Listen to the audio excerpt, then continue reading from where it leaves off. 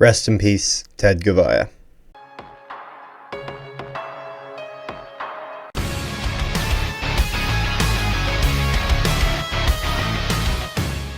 Good morning, afternoon, evening, ladies and gentlemen. Welcome back to another video. The Hamilton Tiger Cats defeat the Winnipeg Blue Bombers by a score of 32-21. And rest in peace to Ted Gavaya, who had passed away shortly. I think it was that morning, I believe, before the game, which is just awful. I think he was around 55 years old, passed away from cancer, and had been dealing with it for a while. Everyone in the CFL was on Team Ted and was rooting for him, but unfortunately, it sometimes doesn't go well. And so, rest in peace. Thoughts and prayers are with his family. With everyone affected, just terrible. So I'm going to go through the rest of the video, but I wanted to address that right away and offer my condolences to his family. As he was assistant general manager of the Winnipeg Blue Bombers for many years. Went to Hamilton and became their general manager. He got a promotion to go over there, and it was well earned. Seriously, his reputation in Winnipeg.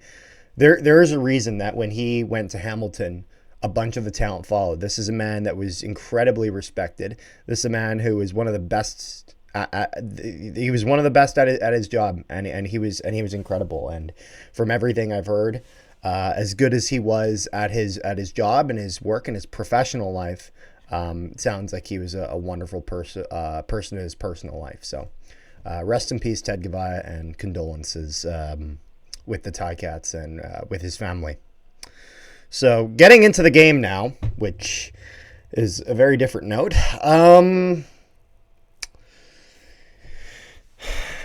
Chris Streveler is not a backup quarterback. We got lucky with that. He was able to get a win against BC near the start of this year. I believe it was our first game. And if anything, I think that says more about the Lions' defense than it does our offense. As this was, if you really think about it, in this game, which unfortunately I wasn't able to watch this live because I was working.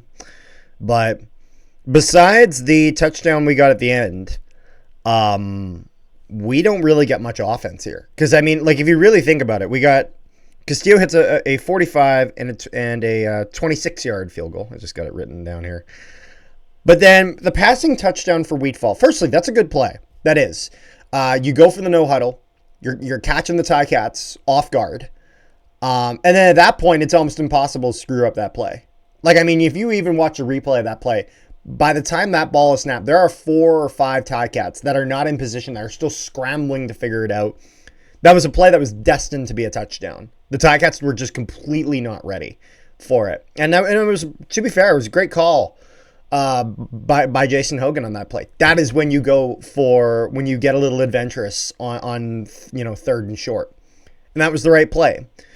But that's I'm not going to count that really as a passing touchdown. As I could have made that pass, and anyone could have made that pass. This is not like a Zach Caleros corner route to Ontario Wilson or Nick Dembski impressive passing touchdown. So I don't really count it, to be honest, as that. It's a good play. To be honest, that actually, the credit on that play mostly goes to Jason Hogan. And I say that as a guy who has a lot of problems with Jason Hogan and think that there's potential that, maybe after this year, the Bombers may wish him well on his future endeavors. There's potential for that. But yeah, I wanted Chris Streveler to have a short leash in this game, and they didn't give it to him. They did not give him a short leash. They gave him a long leash. Terry Wilson. You know what? The thing is that it's not even necessarily that Terry Wilson has been wrong, because I think he's this incredible talent that's sitting there. But hell, give him a chance. Seriously, Streveler makes 18 completions on 29 attempts. It's not good. 241 passing yards. 1 touchdown, which again, I don't look really much into at all. 2 interceptions, and I don't like either of those interceptions. Thank God we have a running back like Brady Oliveira, because if we don't have a running back like Brady Oliveira, we get no points in this game. None. It's funny. I kind of knew this was going to happen, but when I was in the preview with Rick, he convinced me to have hope in the Strevolution, and it just wasn't there. But Brady Oliveira played very well. 15 rushes, 116 rushing yards for an average of 7.7. I'm pleased with his performance. Ontario Wilson receivers did as much as they could here. I've harped at times when I thought that Zach Collaros would make a perfect pass and those receivers got to win that battle. This wasn't on them today. There were some picks like of those two picks. I don't know where Streveler was looking in that. He was looking at a guy who's clearly covered, and any veteran quarterback should be able to see that he was covered. There were numerous times. There was at least one time I can think of when Streveler gets completely caught in the pocket. And obviously you want the O-line to do their job and defend their quarterback, but the sacks are a reality of football. It's not like they're never going to happen. Giving up one sack a game, whatever it is not, like they gave up 2 sacks in this game as Osai got one and Verisek got one. That's not a terrible game by the O-line in regards to the amount of sacks given up. I mean, you can make an argument about the amount of pressure they give up, and fair, whatever. But on at least one of those sacks, Streveler's got to get that ball out. He's got to get that ball out of bounds. He's got to get that ball into the dirt. He holds on to it, and we lose a lot. Again, just little things like these, where Collaros, even if he's getting hit, he'll find a way to get that ball out to ensure that we're not losing that 8 yards on that play, whatever it is. And so Streveler's not the answer. So at the end of the day, none of us know the condition of Zach Collaros, as I know a lot of people have been wondering if he's ever going to play again. I think he probably will. Now, you can make the argument that maybe he shouldn't play, and that's a fair argument. You can have that. But knowing the way that Collaros is, he's probably going to choose to get back on that field. The question is, though, when? Because Streveler is not the answer. Streveler, you can have him as short yardage, it's fine. But it's funny, I was skeptical when the Bombers brought Streveler back in. And the reason why is not because I don't like Streveler as a short yardage quarterback. I do. However, if you followed the Bombers that year, you would know that their short yardage quarterback was Dakota Prukop. Dakota Prukop was an awesome short yardage quarterback for us. Seriously. Every time we needed 1 yards, he got between 1 and 5. There were some times in short yardage where he even break away and grab 10, 15 yards on short yardage. Like, he was excellent. There were even a couple times where he would step back and he'd make a pass. And unlike the one that Wheatfall gets, there would actually be a defender there that he'd actually have to get that ball around.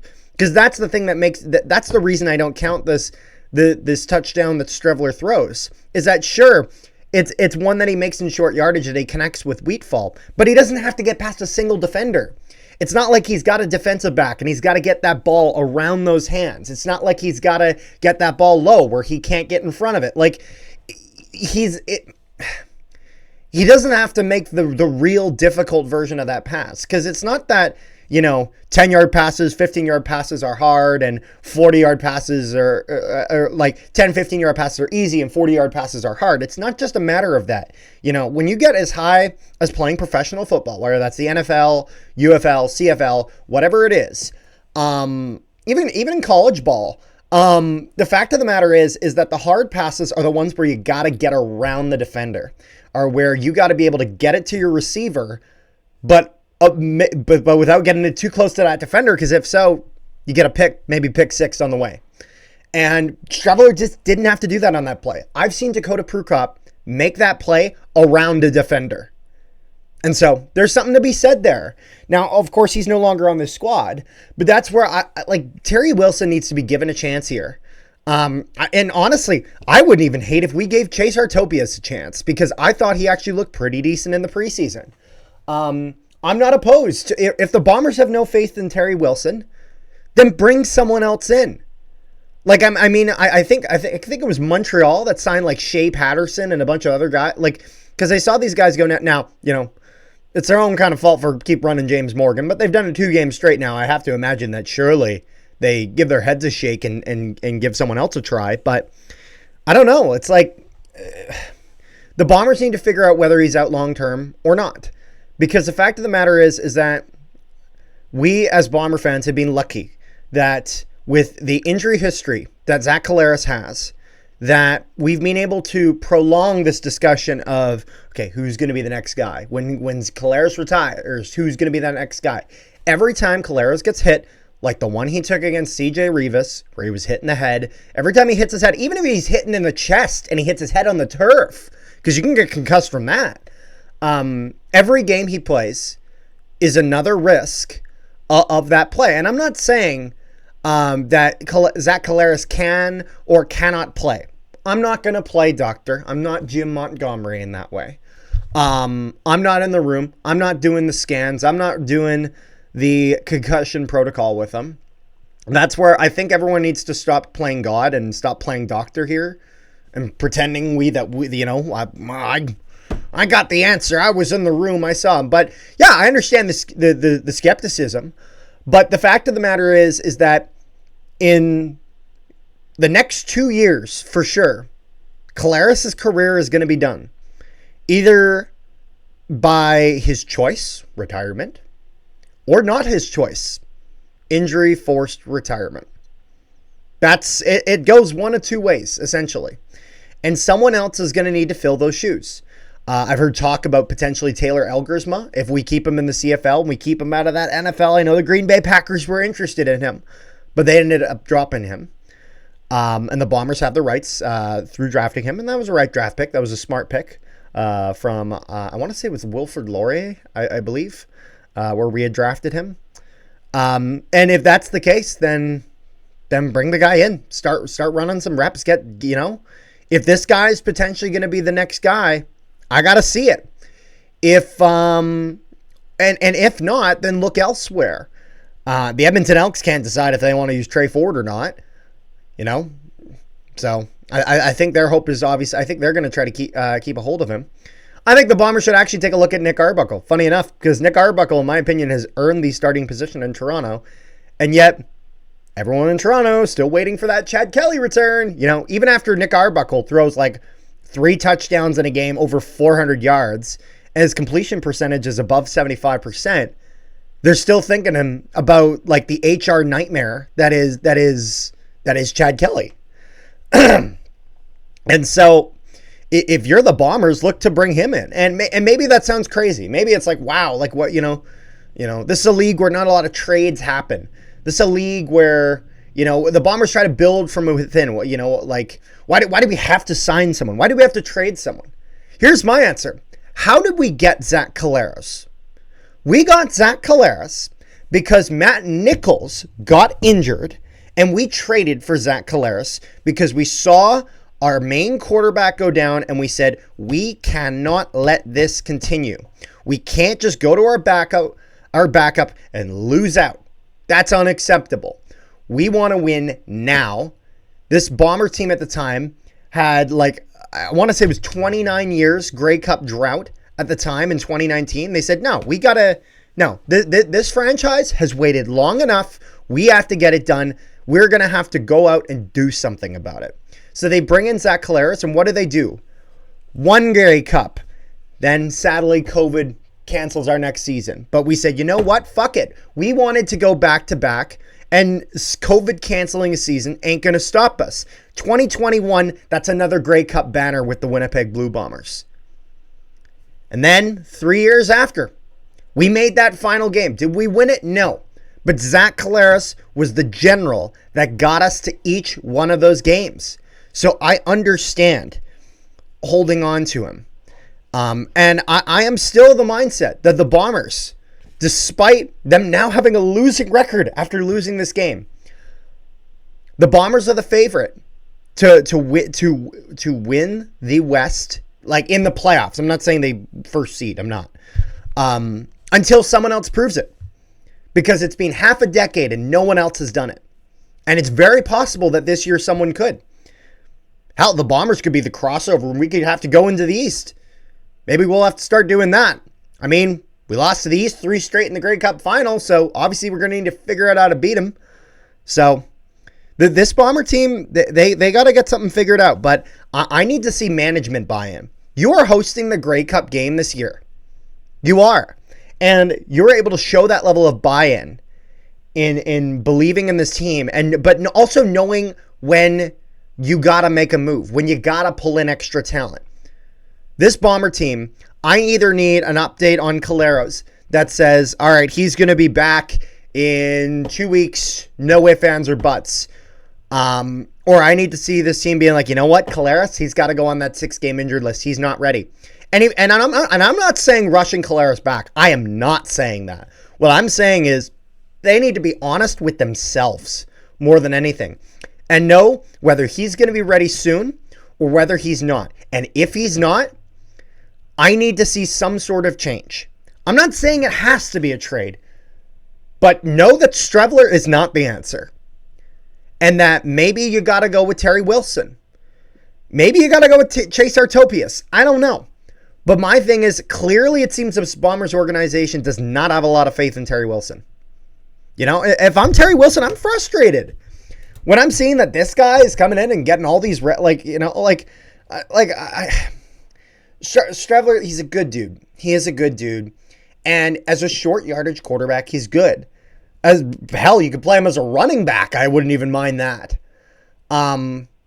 He's not a suitable backup quarterback that could win you games here and there. I haven't seen the evidence of that. Again, the only one that they won was against BC, and BC's defense this year has been amongst some of the worst in the league. And the fact of the matter is that with Winnipeg, obviously you want to be able to get wins against the lower teams in the league. But that's not good enough at this point. You need to be able to get wins against some of the better teams in the league. You have a losing record now. That's not that, we got, how many games do we have left? Let's see here. We're at 13 out of 18 games. So you got 5 games left, essentially. The Ticats and the Alouettes have the 2 spots in the East. So the Ticats, nobody's catching them. The Alouettes are 5-7. And probably going to be 5-8, my assumption, because they're playing Saskatchewan. And I don't see Saskatchewan losing. Saskatchewan and Calgary have pretty much gotten the first and second playoff spots in the West. It is very likely that Winnipeg does not have a home playoff game this year, and that they're going to be on the road for both of them. And so now the battle is who makes third spot in the West and who makes third spot in the East. Right now in the East, Toronto's sitting at 4-8. The Red Blacks are sitting at 4-9. I'm recording this as of the time of the Elks versus Argos games happening, and the Elks are up 7-0. So the Argos could either go up to 5-8, extra loss, one less win than Winnipeg currently, or they could drop down to 4-9. If you're Winnipeg, you hope they drop down to 4-9. Although actually, I don't know if you do, because funny enough, the Edmonton Elks right now are 5-7. If the Elks win today, then Bombers, Lions, Elks are all 6-7. That's right. The Bombers would be tied with the Edmonton Elks. And so I don't even know who you hope for to win then. I guess probably you hope Toronto wins then in that instance. But if you're Winnipeg, you're gonna have to fight tooth and nail to keep the spot in the West. Now, thankfully, the Bombers have the tiebreaker with BC. And at least as of this point, I think we have the tiebreaker with Edmonton, but we still have to play Edmonton one more time. So we got the win against them, and we beat them by, I want to say 13 points, I believe, which means that Edmonton would not only have to beat us, but then beat us by that much more. But hey, it's entirely possible if we're playing Chris Strebler. So and maybe people will be frustrated with me for this. Maybe. I just, I think I need to see management do something. Whether that means that you're not starting Strebler and you're starting Terry Wilson, whether you're starting Chase Artopius, whatever it is, or get bold, make a move. And maybe it's not free. Maybe it costs something, but we are hosting the Grey Cup game this year. We went to the Grey Cup final 5 consecutive years. Are you telling me the one year we're not going to put in the effort to get to that game is the year we're friggin' hosting it? I need to see better. So let me know what you guys think about all this in the comment section down below. I know this kind of just turned into a Bombers rant necessarily after talking a little bit about this game. Actually, the Elks are up 13-0 now. Looks like they got themselves another touchdown. What you know? Let me know what you thought of this game in the comment section down below and everything that I've been talking about. Make sure you guys leave a like if you haven't already and subscribe, as it helps out the channel a ton. A lot of Jets content going to be coming out soon. I believe the prospect games are happening. I think Zach's going to have a video out on one of those later. So make sure you guys check all that stuff out. And yeah, without further ado, peace, love, and positivity to all you wonderful people at home. And we will see you guys next time.